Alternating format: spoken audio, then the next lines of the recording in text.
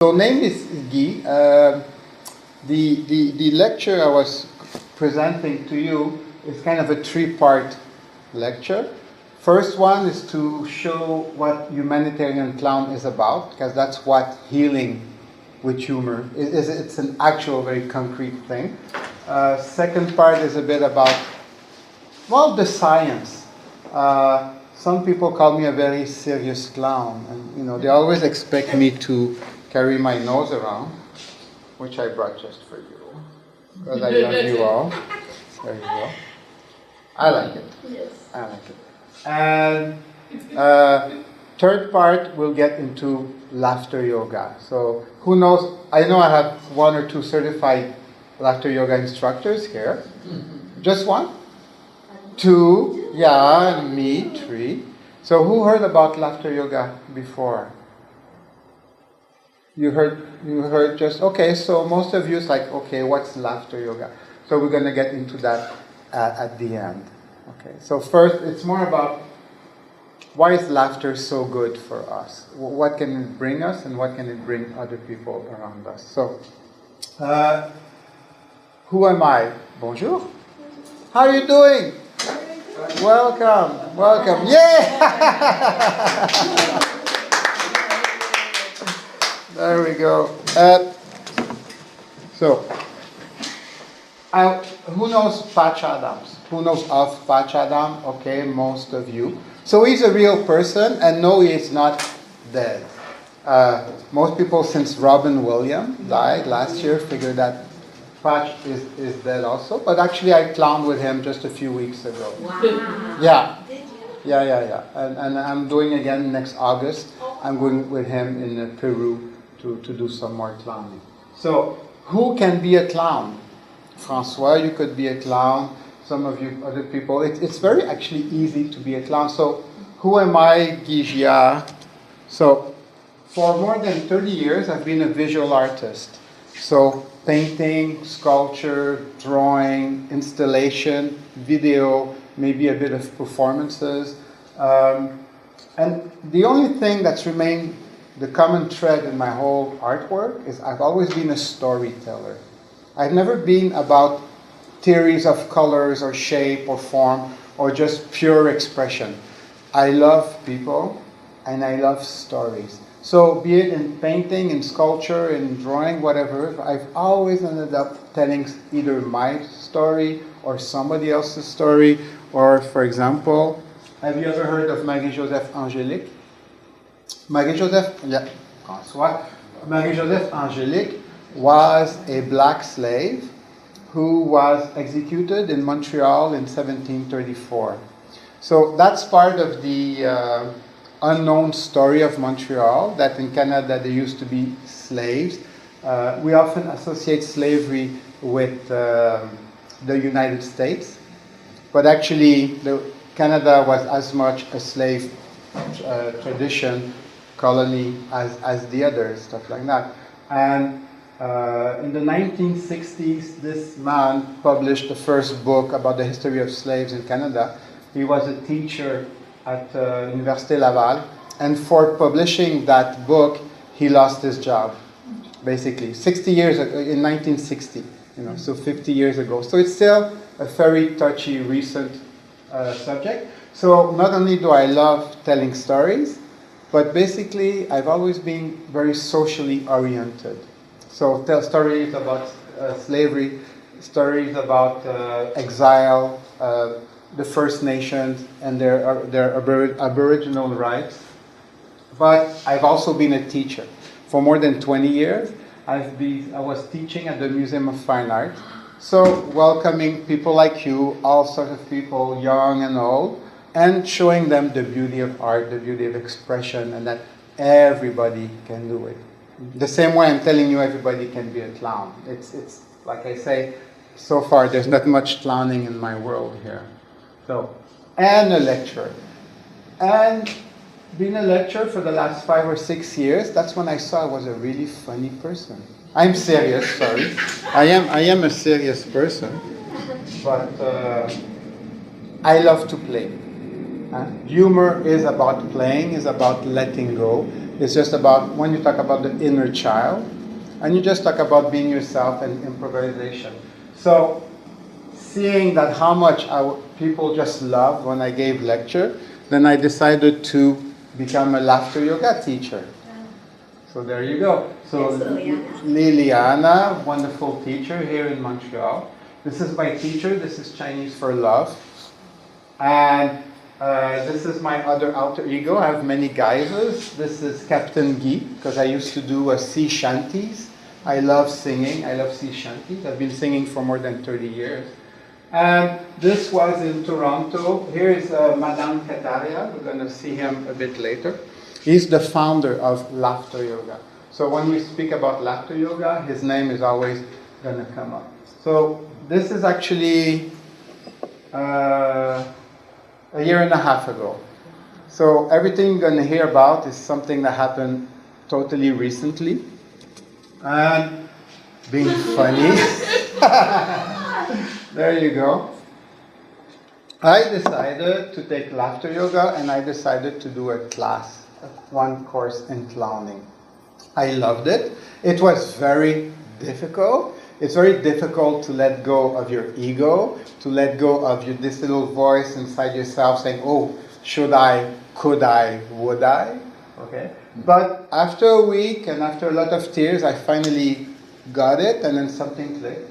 And then I decided I wanted to write on humor. There was laughter yoga in India with Madame Kataria, but there's two different schools of laughter yoga in the States, and there's another different school in France. So everybody has a different view of what is laughter and stuff like that. So I decided I should write a book on it. And in my book, I should have Patch Adams. I had to have him because he's part of the laughter world for me. So, who's seen the movie? Yeah, most of you seen the movie. So I decided to write to him because, as he says on YouTube, if you write to me, I will answer. Wow. And he does. So I listened to him and I wrote to him. And a few months later, I finally got a first letter, postcard from Russia. And he does answers everything. And he loved my idea of writing a book on laughter. But now I do know that he travels for 2 weeks. He doesn't travel in a whole year. For the rest of the year, he's just traveling all around the world, giving lectures and doing clowning.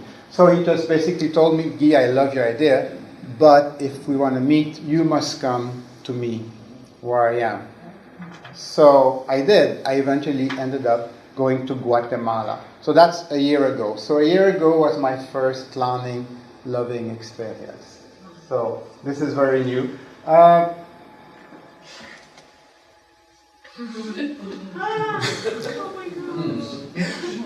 This is the real Patch Adams. So his how could I say, his approach is really to the babies, the most snot and farts. That's it. That's universal. Any country you go, snot and fart is you're gonna get a laugh out of that. So I started to go with him, and my first trip a year ago, Fabrica de Sonrisas, the factory of smiles. This is their T-shirt I have there, and the way it works. So at the end, we can talk a bit more about how does one become a clown. For Patch, his idea is that, I don't juggle, I don't make animal balloons, I have no clown skills because I've never was a clown before. This is well new. So the attribute of a humanitarian clown, of clowning, is just having an open heart and sharing. It's a one-to-one relationship with everyone. Same as laughter yoga. Laughter yoga is about communication and communion. You laugh because you're looking in the other person's eye. It's a very tender moment when you actually connect with other people like that. So all of us let's do it reverse. All of the people who have a white smock on, They live in Guatemala. Actually, Guatemala is quite surprising. They have their own organization of more than 6,000 clown doctors. So they're not doctors for real doctors, but people who go clown in hospitals and orphanage. So it's a very big organization. And the people who are not like me here and the other, who are not wearing a white smock, is because we're foreigners coming to clown for there. So I was there for a bit more than a week. Pedro was from Peru, from the United States, people from Mexico, from Italy, from Germany, you never know. And basically you stay together for a week, you live together in a small hotel, and you have day trips to do clowning, to meet the people. So, how does that feel like? Well, let's see, there you go.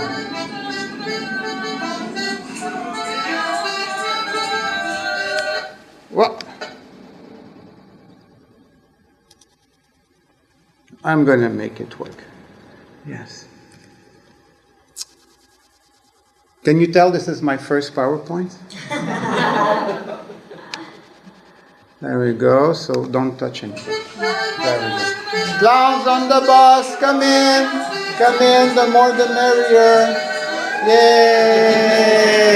Yay! Marike! Jan!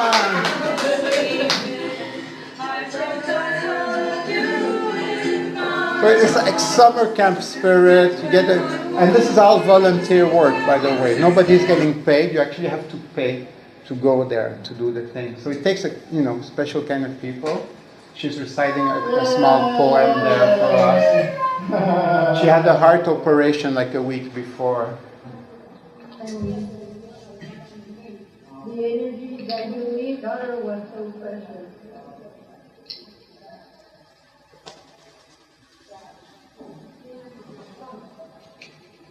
And her mom. So this is a hospital for people who cannot afford hospital.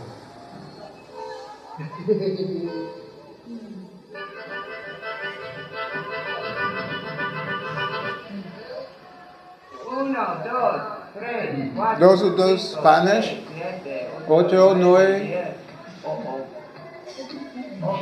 can't count more than that.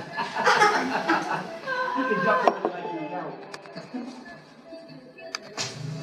Ooh la la, ooh la la, ooh la la, ooh la la. ¿Qué veo? ¿Qué veo? Es una cueva. Es una. And then in public place. So it's not something, a lot of improvisation all the time.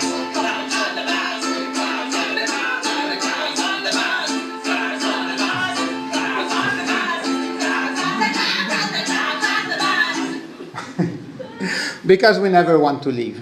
And so that's their job. These two people were the one taking care of us and always like organizing the trip, making sure we're on time and that we leave on time.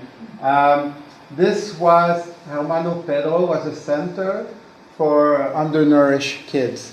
So orphans that were kind of abandoned and they have suffered from malnutrition. So they're very small. Hospital for orthopedic rehabilitation.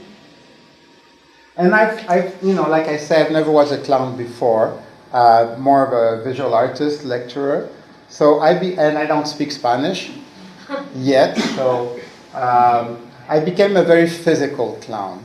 So I did push-up contest, and this was about after 100 push-ups. I was kind of lying on the floor. And I had my little bird there, which was a gift, and a little whistle. So I became, my music talents, you could say, came out. Psychiatric, trisomic, kids with trisomy. And this was actually the director of the center. So sometimes you have like people who are totally believe in what we are doing, which is really wonderful. And clowning is not so much, it's not making a show, it's being there for whatever the person needs, that's all. So you could actually just sit with them for half an hour and hold their hands, and that's it. or you can just sit beside them because they're too much closed up. But you know that they know you're there, and that's enough. Okay? So it's not so much about being funny, but it's about being there. And then you just see what happens from there. Our dear friend, Patch. I borrowed the accordion from one of the leaders, so I became an accordion teacher and singer, which was fun. And actually, a few weeks ago, I was back in Guatemala for the second year, and I met up with her again. And this time, now I'm learning the ukulele, so that's my instrument now. That's my future. Yeah, it's our future. Good for us. It's very light, and there's only 4 strings. So 6 is too much for me. You know, I don't have 6 fingers. So it's my instrument now, and so actually at the same place. This is a place for kids with AIDS that have been abandoned, and so she came to me, and this time I taught her the ukulele. So we spent like the whole afternoon together, and you know, it's a transformation for the person you're with, but also for yourself. There's no really words to describe it. This very big orphanage, about 200 kids, and you have a lot of contrast maybe in Guatemala because it's a very Christian religious country. So this orphanage was humongous, clean, perfect, because it was built from all money from the outside. So people who send money to build this orphanage, almost like a little city by itself. So the kids are very well taken care of. But at the end of the day, they stay there, and then we go back home. You know, so that's something that touched me. At the hospital again, and this time it's like I arrive in the room. Like I said, we improvise, and she had just had the heart operation a week ago, and I just clowned around. You know, and she became my partner. We don't know each other. She was just there. We just kind of improvised. Later on, I went in the waiting room, and there was this little girl there.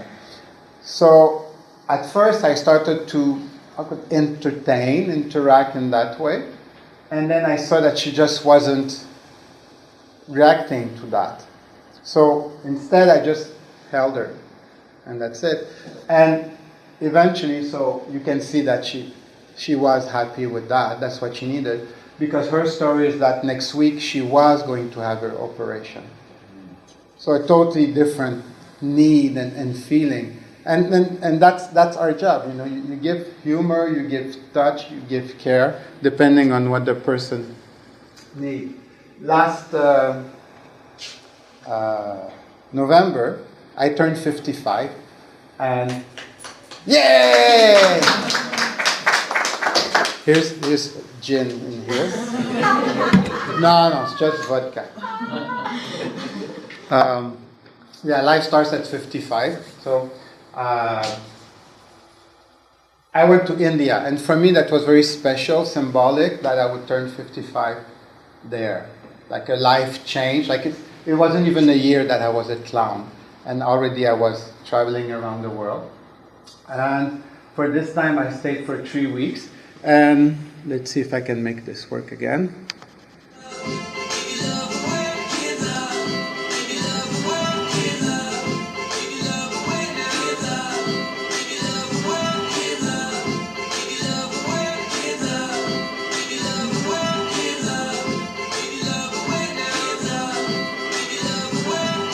Love is life and life is living. Living is love and love is giving. When we live for love, it gives life meaning. When we live to give love, there's no way to feeling this feeling of kindness. And love's inside us. Nobody can sell this, so try to buy this. Cause love is priceless and it guides us, lifts us up and ignites us. Love can bind us and remind us. Love has no limit cause love is timeless. Hate and fear will try to blind us, but love unites us. Nobody can fight this cause love is righteous, and it might just save the whole world from this global crisis. You should throw your hands up if you know what the time is. Open up your heart and let it shine the brightest. And these kids with the checkered shirt, thank you. We were lucky this time because there was a clown was actually a cinema student. So she came with her camera, and that's why we get like something like that. And if you go on YouTube, you can have a full like 6 minutes of it, and eventually there'll be a documentary on us. As you can see here, I have a little flute. So like I say, I don't even speak in India. I mean, I don't speak Spanish, which is close to French and English. But in India, again, another world. So I became even more musical, and a little flute. And a beautiful experience I had over there is in the video you saw kids with all the same kind of shirt, checkered shirt. It was a deaf school, a speech and deaf school. And I had, I thought of leaving my bag in the bus with my flutes and stuff, but I just brought it along just because I had my note. Anyway, and then the kids saw the flute. And they asked me, play, and I had my harmonica, and they came and touched the harmonica and the flute. And I started to teach one of the deaf kids how to play flute and harmonica, and that worked. And it was just like, something changed all around. And so, clowning, you learn a lot about yourself, but about your preconceived ideas of what you can, what you cannot do. So I brought the gift of music to a school of deaf children. This was at the Leprosy Center. And again, preconception. We don't know what to do with leprosy, but the person in charge told us it's not contagious.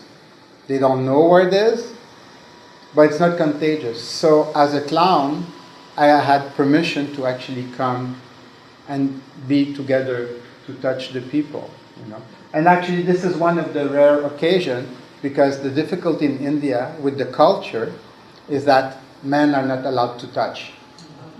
And as a care clown, if I don't have the language and I cannot touch, it's like, okay, what do I do now? But that's part of the experience.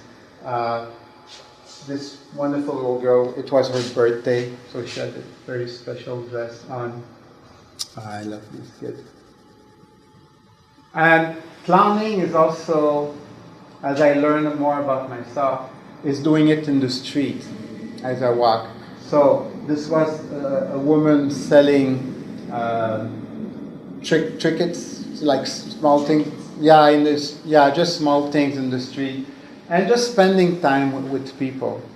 Just being with them.